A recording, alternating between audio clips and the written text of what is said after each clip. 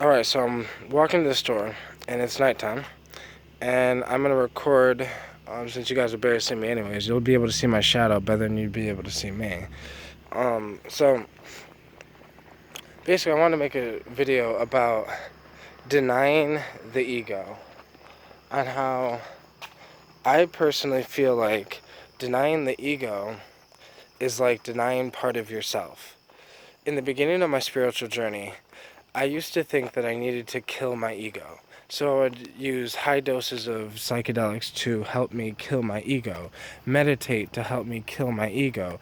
I would just do everything consciously to try to be aware of ego, to try to be aware that it was coming from, that my desires, I tried slowing down my sexual desires as much. I tried slowing down all these desires because I felt like it was all ego, and I felt like I'm trying to be a spiritual person. I'm on a spiritual journey, using psychedelics spiritually.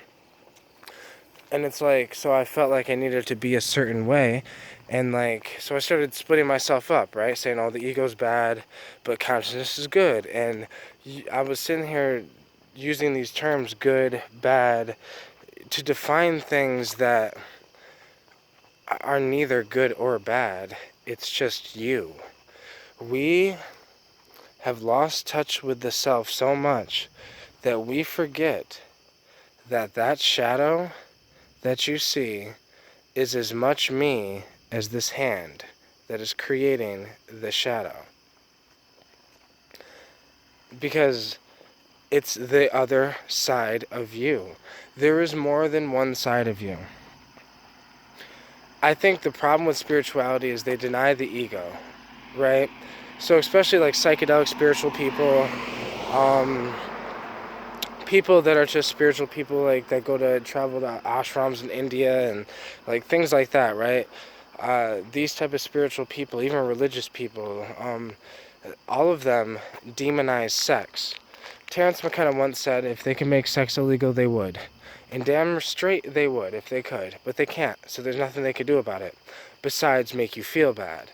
The only thing they can do about it is make you self-censor yourself and, make yourself feel bad for wanting to have, maybe like you have some sexual fantasies or maybe whatever, and you feel like because you're trying to be a certain type of person that you shouldn't think those type of thoughts, you shouldn't, uh, whatever. And I think that's bullshit.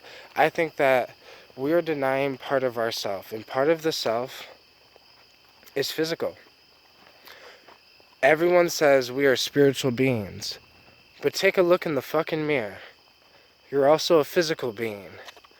So I feel like to deny our physicalness is to deny half of ourself, and to deny our shadow is to deny part of ourself.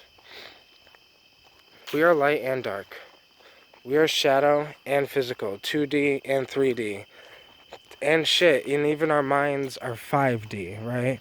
Our brains, I mean, where are your thoughts? Your thoughts are not in your brain. They're being transmitted into the cells in your brain. And it's like, where are they where are they coming from?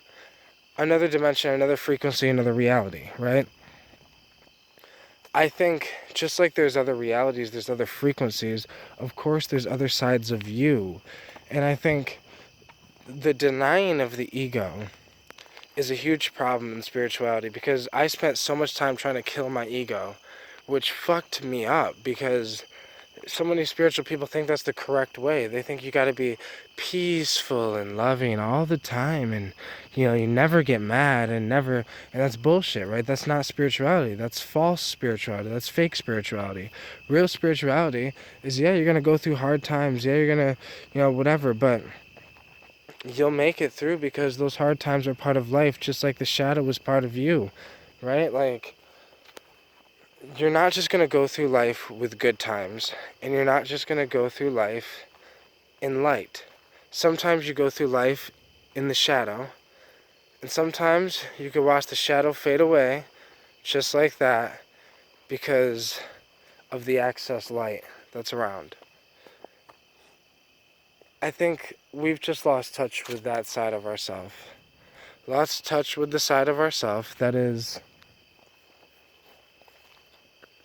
I don't know, dark, I guess, because we're scared of it. We're scared of our shadow. We're scared of our ego. For some reason, people are scared of ego because, you know, ego is the thing that kind of took over the world, dominated, fucked shit up, right?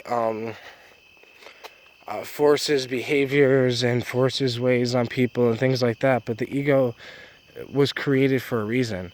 The creator would, if he wanted if she, he, it wanted us to not have ego, it would have not, we wouldn't have ego. The ego is your individuality.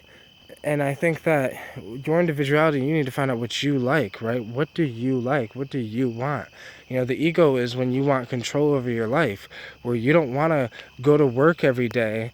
You don't want someone else controlling your schedule. You want to make your own schedule of your own life. That is ego, right? It's ego for me to record videos. If you record a video, you are egotistical because you have enough ego to think that what you're saying is important enough for people to listen to it and that people will like it and that whatever. It's like, that's all ego. You want to make a video? That's ego. That's something you want. You wanting to make a video, you wanting to make a spiritual video is no different than someone else who wants a Lamborghini.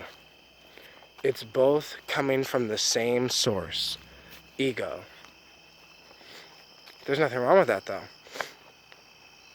After me trying to kill my ego and realizing that that's not the way to go, I ended up, I don't know, befriending my ego. Using the darkness to find the light. Using my ego to help consciousness. Because I think that's what it's made for, right? Like a bodyguard of consciousness, in a way. Instead, we always keep trying to put the ego and consciousness versus each other, when really it's more like the ego is the bodyguard of consciousness. And I just think we need to realize that ego is good. Consciousness is good. Ego is bad. Consciousness is bad. It's all just what is. You're not going to go through life every single day is not going to be the most amazing day ever. Because there's different aspects of life. There's different parts of life. Just like there's different parts of you. And you have to learn to be in tune with those different parts of you. Get to love your dark side. Because the problem is you try to run away from it. The problem is you try to lock it in a cage and avoid it. And that's why it's destructive. Work with it. Love your ego. Love yourself. Love every side of yourself. Get to know who you are. Just because you know your consciousness, that don't mean you know your ego. And if you only know the consciousness and you don't know the ego, then you don't really know yourself that well.